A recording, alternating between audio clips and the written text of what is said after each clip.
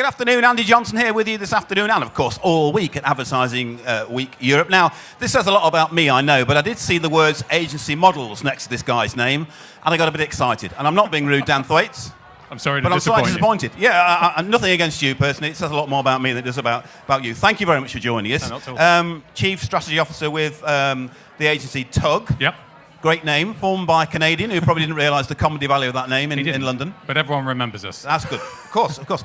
Now, yours is a very interesting story because you came from a creative background and now in the media, and the agency itself was the other way around, wasn't it? Tell us about that. Yeah, so I think it's quite interesting if you look at the way that the industry has changed. You know, some time ago, creative and media split up, which always seemed a bit odd because you've got one set of people who are all about what you say and a whole load of other people about how you say it, but they operate very differently. And I think now with the fragmentation of media, so many different channels, and how you maintain that coherent narrative across those channels, and then on the other hand, an explosion of data sources, and this challenge of how do you tread the line between being relevant to them with the data you've got, but not totally freaking them out, as we're seeing a lot of in the news at the moment. Bringing these two things back together seems the most logical thing in the world. It's quite fun, isn't it? In any kind of loosely termed creative setting, and I mean, I've been in journalism for a long, long while, and at BBC for 17 years, getting two sides of ostensibly the same company, the same beings, to actually talk to each other and actually join up can be a difficult thing to do. It's really hard, and I think in the industry at the moment, you've got two choices. You can either work in a creative agency and try to get people to move quicker, to understand media, to understand a lot more about data, or you can work in a media agency and try to get them to understand about creative.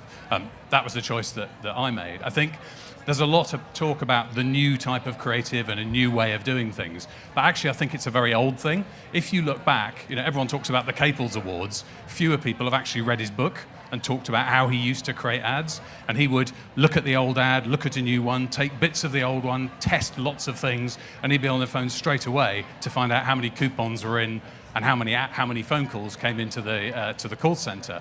And I think it's a new type of creativity that we're looking at, but instead of the call center, we're looking at data streams so we can see in real time what's happening and change what we do. One of the interesting things is, of course, we're here at Advertising Week Europe, there's lots to talk about change, what's coming up, what to look forward to. But as you were saying, I mean, you started out back in '96, and from your perspective, quite a lot of things haven't changed in that time, have they? No, it's funny. I mean, it's ridiculous in many ways that 20 years later, digital is still the bigger disruptor. But it is, and I think as much as it is to do with innovation and changing things, as an industry, sometimes we don't help ourselves about joining up the creative side and the data. And it is just an openness to thinking about things different ways. It's quite funny that for an industry that's all about creative and innovation, sometimes we can end up being very conservative and resistant to change ourselves. So what would you say then, other than that? I mean, you've given us an indication there, other methods of trying to knit these two sides together and get them on the same page. Yeah, I think it's the two things I mentioned. On the one hand, getting creatives who really, really want to understand data and get into it and see how the things work.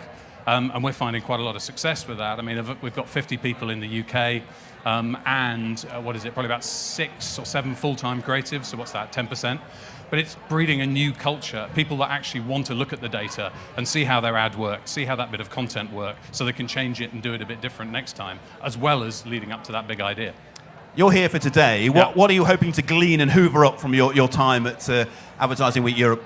I think it's just a great opportunity to hear different people and hear what's going on. I had a great talk from Rick at Axe, talking about changes in modern masculinity amongst teenagers some time ago for you and I, but no less awkward. Just to be rude. Yeah, you're absolutely right, in fairness, but yes, yeah. You know, it's no less awkward being a teenager now. It's just different awkward. And hearing how big brands respond to that across the world, I think is fascinating. Well, look, thank you very much for taking some time today to talk to us. I'm sorry I was so rude about no agency models. That says a lot more about me than it does about you, but great to talk to you. And of course, you can continue all the conversations with us, #AW Europe.